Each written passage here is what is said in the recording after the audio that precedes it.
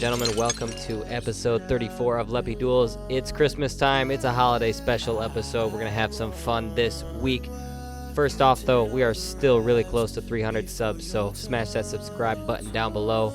Let's get that number to 300 before Christmas if we can. We've also got a giveaway this week for our holiday special, which features an Innova DX Beast Glow Edition along with an Innova calendar. So in order to win that, make sure you're subscribed, comment Merry Christmas down below, and share the video whether you're listening on Spotify, Apple Podcasts, or watching here on YouTube. All the above works. Share the link, and you will be entered to win. We'll announce the winner next episode. All right, you've waited long enough. Let's meet today's cast. First up, he is the brand manager of Latitude 64. It's Seth Fenley. Our second guest of the day hails from Grand Rapids, Michigan, Brian Papa Wolf Raleigh. And our third guest, DGA's own from Kentucky, Trevor Harble.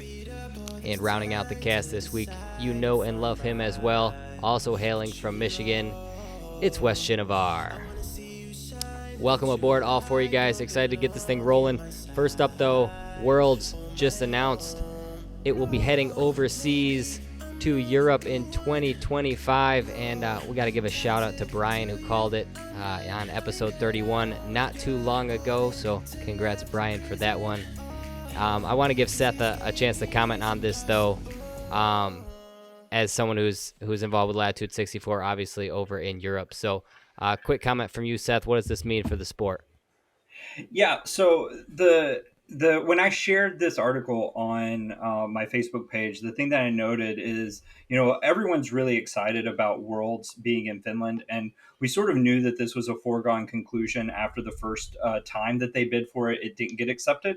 But what's really sort of more outstanding is that we're actually going to have two majors in Europe in 2025. The second one being in Estonia at the Tallinn Music Festival grounds. And I got to see that bid before it was submitted. And I knew, and when I offered feedback, that it wasn't quite a world's level bid. But then they got back to me. They said, hey, what we're going for is to be that second major. And after seeing the European Championships happen there this past year, knowing that it's going to be a DGPT elite event this year, and just knowing how strong their staff is, I think that between having Worlds in Finland and also having the second major in Estonia, we're going to see two of some of the most professional looking, when we watch them, majors that we've ever seen live. The amount of people that show up in Europe is almost unparalleled to what we see in the United States. So that's what I'm looking forward to the most. Awesome. Thanks for that, Seth. Obviously, big news for the sport. And congratulations to Finland and Estonia for getting that second major level event as well. So without further ado, let's jump into the actual episode, debate style. We've got Seth and Brian up first. Seth, you are leading us off. First question of the day is not so fun like the rest of them will be, but very newsworthy for disc golf. We've got, to set it up, Kyle Klein, Gannon Buhr, and Isaac Robinson, the past three MPO DGPT Rookies of the Year. And now Luke Taylor of Michigan joins that list. So the aforementioned three have all won a major and a elite event on the Pro Tour in the last 3 years. What will Luke's impact be over the next 3 years of his career on tour, Seth? Yeah, so I'm glad that I get to go first, because Brian's going to say something about how he's like Luke's disc golf godfather or something because he's from Michigan. But all of that to say, there's three things that I think we need to look at. We need to look at the percentage of events that these players played on tour the year that they won Rookie of the Year, where they placed, and how quickly it took them to win a major. And so when you look at Kyle Klein, when he won his Rookie of the Year, 80% of his events played that year were on tour. When Gannon Buhr won, 94%. When Isaac Robinson won, 73%. Luke only played 36% of his events this year on tour and won Rookie of the Year. What does this say? This says that the competition is higher. Next, when you look at places where they finished, Klein finished fourth on tour or at a tour event. Buhr finished fourth at a tour event. Robinson finished first in his Rookie of the Year season. Luke's best finished was 11th. I don't think that we're going to see sort of the same level of competition out of Robinson and Burr, or that we saw out of Robinson and Burr out of Luke. It looks to be more like a Kyle Klein. All right, Brian. Yeah, so I'm not Luke's godfather in disc golf. Luke's been beating me for a decade on the around the PDGA, so I'm not too worried about that. But one thing Luke does have as an advantage, yeah, only 36% of his events were PD or disc golf pro tour events last year. That's because he's still in high school and he couldn't go on a full time tour. And much like this year, he's going to be finishing up school and then heading out on tour. But his rating when he started playing versus when the other players started playing is much higher. He's got 10 or 15 points higher rating than when Isaac and Gannon and Kyle started playing. They were all in the 10 teens or 10 early 20s. He's at 1031. I think you're going to see him come out with a little bit more fire and excitement. He is the reigning Michigan Pro State champion. State champion. He had to beat a couple people on tour to get that crown. He is going to come out with a different level of competition. He's seen how Kyle's done it. He's seen how Timmy B's done it prior to that in our state, and he's ready to do better than both right away. He's set up for it. He's got the success. He's already got the RV. He's ready to go. Seth, go ahead and respond. Yeah, so I think there's one flaw in what Brian said, and then there's another part that I mentioned I was going to get to, and that was how quickly it took them to win a major. So the flaw in what Brian said is that he uses Luke's time in high school as sort of a crux. But when Gannon Burr won Rookie of the Year, 94% of his events being on tour, he was also still in high school. In fact, Gannon Burr was still in high school when he won his first major. I think that our best analogy here is going to be the other Michigan boy, Kyle Klein. It took him 3 years to win his first pro major. And I think that that's what we're looking for out of Luke Taylor with the level of competition that he's had previously on tour and just sort of the maturing of the tour that we've seen. It's going to be a little bit longer tailwind for Luke to catch up to the rest of the tour. Okay, Brian, round it out. Yeah, well, Luke's not going to have to because he won a major at the earlier age or younger age, earlier in his disc golf career or younger in physical age than any one of them, being the world champion of FJ15 or MJ15 a few years ago. So, yes, it's an AM major, but he does have the major experience. He got it before Kyle got his at US ADGC and then got his at US DGC. It's going to happen. He's going to be a force. Watch out for that RV. All right, good stuff from both of you guys. Regardless of the take, you both have high hopes for him. Seth's saying if he wins a major, it won't be for 3 years or so. But to even consider a young up and coming kid like that to be in line to potentially win a major in the next 3 years is saying something. Obviously, Brian's tooting his home team horn a little bit. But I got to give the win to Seth here. He came with too many stats. I can't say no to that. He was well prepared for argument number one. All right, so Seth takes the lead on the episode, sends us to question number 2. Trevor, you're gonna be up first, taking on Wes. What is the greatest disc golf conspiracy, Trevor? This is like the hardest question for me ever. Like I called like 3 like under 10,000 rated play or under 10,000 PDGA number players. Like I called a couple of friends and I'm like, dude, what is the best disc golf conspiracy theory? And I couldn't come up with anything. Now I went through my documents in my head and I was like, okay, there are a few, but I went to Reddit and I read some of these people who have their own conspiracies. And I think that this is the best one ever. So I'm going to read it to you. And this is coming from This Sounds Silly, But is his name on Reddit. That Ezra Aderhold has never actually been to a gym, that he's actually carved from stone high in the mountains in Olympia of Greece. Now, if this is true, Ezra Aderhold is the baddest dude on the planet because he doesn't have to work out at all and look like that and play pretty good disc golf. So that's a pretty awesome conspiracy theory that I find that could be real. All right, Trevor, giving it to us straight. Wes, what's the biggest disc golf conspiracy? I love that, Trevor. I love that.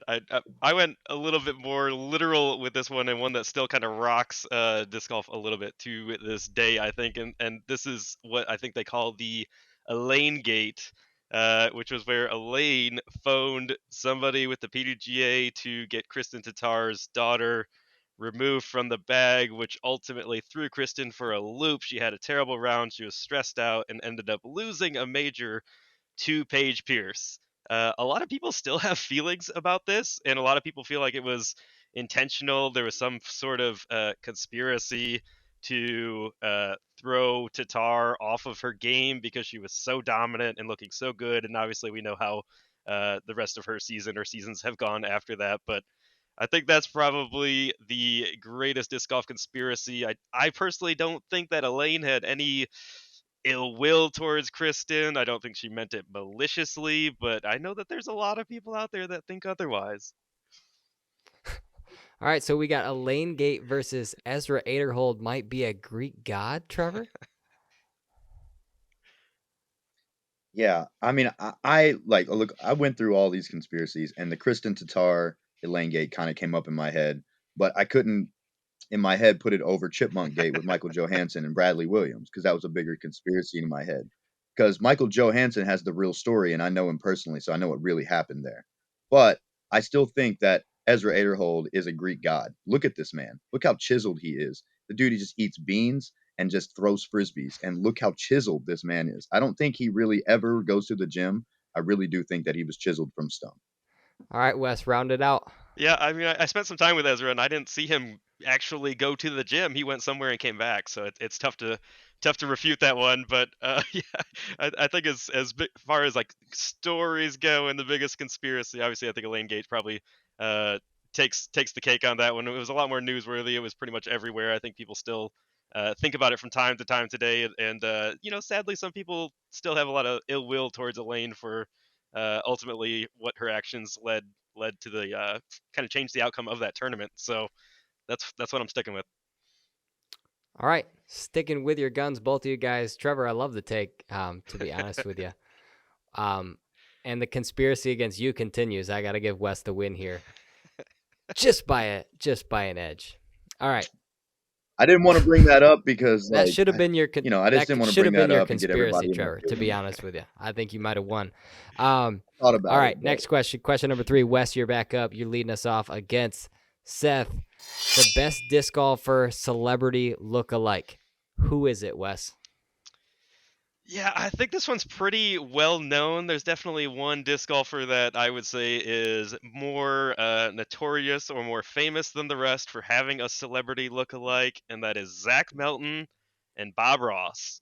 I don't think anybody's ever seen them both in the same place at the same time. Obviously, there's a little different eras going on there, but you look at the hair, you look at the beard, just even if you look at deep into those eyes. If you look into those eyes, they even have the same glance going off to the side, looking into the future because they are both just both majestic humans.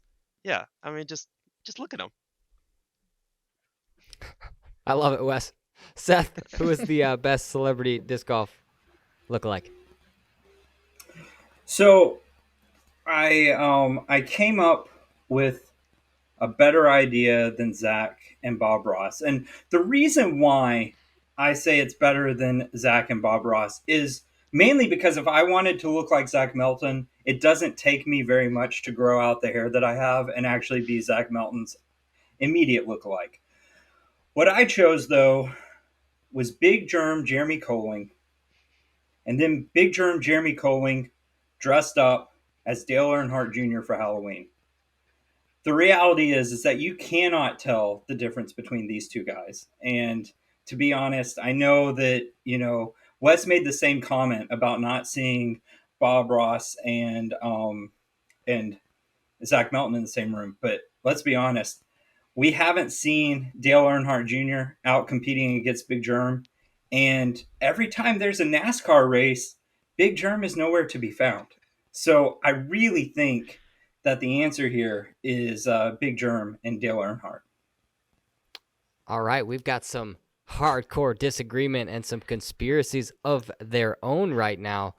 Wes, you're up on the rebuttal first. Yeah, I think if we're to dive into these photos here and maybe test the look-alike comparison, the percentage in which they look alike. Big Germ's a huge guy. He's a big man. Dale Earnhardt, he's a littler man. He's got to fit in that car. He's got to get through the window. He's kind of got to squeeze in there. I think we've all seen Zach Melton throw a forehand, and if you ask me, it looks a lot like a painter's stroke. So I think that not only do they look alike, but there's some similarities in their mannerisms that just, lead me to believe there might be a little something more there than just a look-alike. I think that there might be a little extra crossover. All right, Seth. If we're going to talk about similarities, then there's no mistaking that Big Germ's travel rig is the spitting image of a NASCAR vehicle. If you have seen his RV and the wrap that is on it, the obvious advertisements for Jomez Pro that are all throughout it, and Innova as well, you can tell that that background came from a NASCAR background. And whether or not he may be able to still fit into a car today, that's probably debatable. But the way that Germ drives down fairways is very eerily similar to the way that Dale Earnhardt Jr. drove around those laps in the NASCAR races that he competed in. All right, so we've got some serious takes here and some seriously good-looking lookalikes from both of you. I love where both of you went with this. Wes, I think it's hard to argue with the paintbrush stroke looking a heck of a lot like a lefty forehand from Zach Melton, and I think that's going to give you the edge here, despite that beautiful wrap on Big Germ's rig that Seth alluded to. Wes is going to take the edge here in duel number 3, sends us to duel number 4. Another fun one for you guys. Brian's up first on this one, taking on Trevor. Who has the best mustache in disc golf, Brian? This is a great question because we have seen some really good ones, especially if you've watched Disc Golf Pro Tour over the last year. You've maybe seen some caddies that look good, but we have to define what is a mustache. Do I have a mustache? It's part of my beard. Does that count? Does Wes's unattached thing that's growing underneath his nose, that little caterpillar thing, does that count? I'm not sure. But to me, mustache is upper lip, and that's it. Doesn't matter. So upper lip. So we have to think. All right, who's got that upper lip? Who's got that beautiful stash hanging out? And there's only one answer as far as the best mustache in disc golf. He's a full-time employee of a major manufacturer. He's a former touring pro, and legend amongst circles that I hang out with. And that would be one Mr. Dana Vici, aka Dynamite. That stash is thick. That stash is recognizable, and that stash is an important part of disc golf history, whether it be his early rounds at the Memorial, his work now with Discmania and putting courses in all over, or stopping by Smashbox last night to keep people informed. That mustache does work. Dana does have a beautiful piece of facial hair there above his upper lip. Trevor, what's your answer here? Well, I don't have it ready on my phone, and I don't have a picture from like 10 years ago of a mustache. But what I do have is who I think the best mustache in disc golf is. A personal friend of mine. Seth knows him. Justin Bilodeau has the most amazing mustache beard combo in the entire world. You can't tell where that thing ends. Does the mustache go all the way down to the very bottom and that's how long it is? We can't tell. You can't even see his upper lip. Look at this thing. It is majestic. It is beautiful. He takes care of it. This man has the absolute best mustache, best beard, combo of both in disc golf history, if you ask me personally. And not only that, he's a super nice guy. All right, we've got the battle pitted against each other. Go ahead and defend your point, Brian. I must defend my point of saying a mustache is only that upper lip beard, if you will. The stuff that's on the chin, the neck, below here, that's not a mustache. And you're drawing attention to that. And when you're saying that this gentleman that you showed, Trevor, we're looking at all that. Plus, he's got a lot of overgrowth, which isn't great for at least my partner. My partner prefers a clean, crisp mouth. So I hope that you take into account that Dana's mustache is located, in the mustache region and not all the way down, to the nipple region. Okay, Trevor, he took some shots at you. It's okay.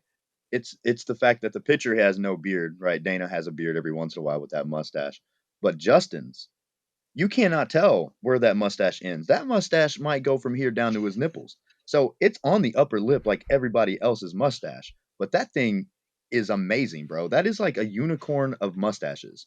Look at that thing. Like it just goes all the way down into this beautiful beard. It might be the combo of the beard, but that mustache is there and it is primo. All right, so this is an interesting one here to judge on. Brian, I think it's hard to argue with Dana's mustache, especially with the little twirl at the end, nice and sharp points on each side. Definitely keeps it above the upper lip, which I think that is a valid point that you bring up. But I think Trevor hit the home run in the rebuttal by saying you don't know where that mustache ends. That could be the mustache all the way down there by his nipples. So I think that's a fair point, and I think Trevor gets the win here in duel number 4. All right, sends us to duel number 5. We're going to jump to Trevor and Seth on this one because Wes is already sitting at 2 wins. So which Christmas movie character would be the best disc golfer? Trevor, you're up first. So again, this is another one of those questions that I had a hard time with. Like, is it Christmas movie character? Like, I can pick Arnold Schwarzenegger from Jingle All the Way, or I could pick Gremlins, like like one of the Gremlins who throws the plates, anything like that. But I had to go back and go my childhood. I had to think about Frosty the Snowman and all the Christmas characters, all those people, all those characters you see all over the Christmas trees and all over the kids' homes and everything. And I can only think about one person, dude. And let's be honest, Seth, if it isn't Santa Claus, who is it? Because Santa Claus can do whatever he wants. He is magical. He can manipulate his body all the way down and go down a chimney. I'm sure he could throw a disc from 300 feet with ease into a basket just with a little, what, twinkle of the nose. I think that Santa Claus is hard to beat when it comes to disc golf in our sport as a Christmas character. There's nobody that can touch him. He could be at anywhere at any time. He has like super speed. He has super magic. And I just don't see anybody touching him who's else in the Christmas the characters there besides Santa. So A twinkle beat that, buddy. of Santa's nose, says Trevor. All right, Seth, what's your take here? So I'm going to be honest. I did sort of the same thing. I did a lot of soul searching for this question. And first, I thought, maybe it's Cousin Eddie. He already has the RV. He's used to living on the road. Maybe it's Kevin McAllister, right, in Home Alone. This kid has everything figured out. He's the next up and coming. But what I went with is a character that some of you may remember, some of you may not know.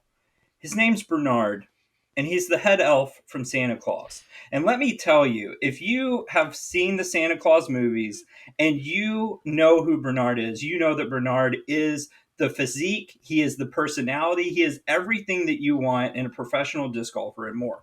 Now, Trevor wants to talk about Santa Claus. Now, the hard part here is that Santa Claus changes every year. He doesn't talk about which specific Santa Claus he's going with.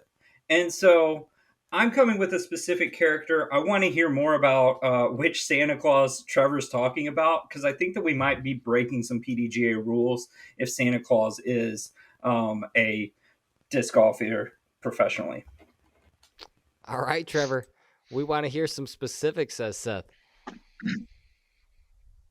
Okay, I mean I'll give you specifics because I honestly think that if you want to go movies because you went movies on me, then Tim Allen's got to be the Santa Claus. He's been a great Santa Claus every time he touches on those movies, so it would have to be a Tim Allen. And he's such a nice guy, and he hasn't done his little like what was that thing he went to jail for? He hasn't done anything since then, so he's been a good human being. So it would definitely be Tim Allen. I do agree with you about cousin, dude. I soul searched too, and cousin Eddie is one of my favorite characters. And I was like, dude, he does have an RV. That is a good character to use. So I do.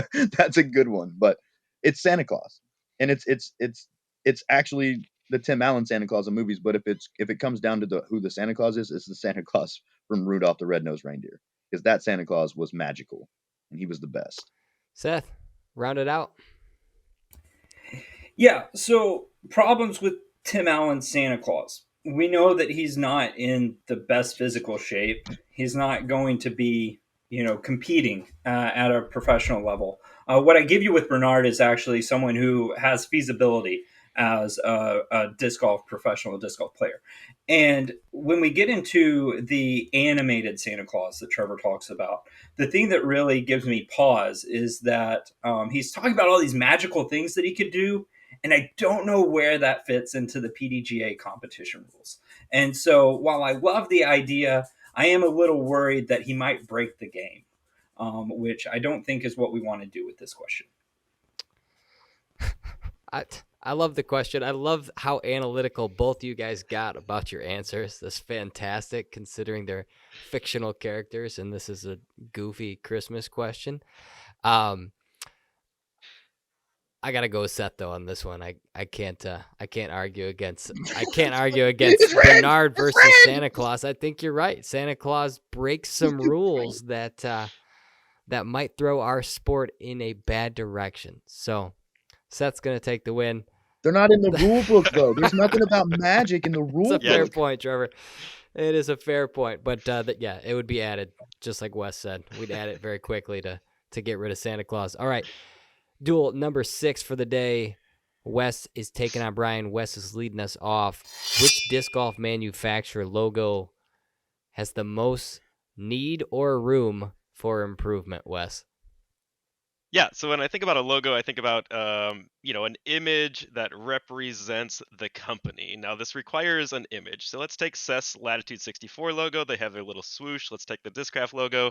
It has the nice disc flying over top and the cool text that we all know and love. Good logos. Probably could always be better, but they're good logos. So which one has the most room for improvement? I'm going with Millennium Discs.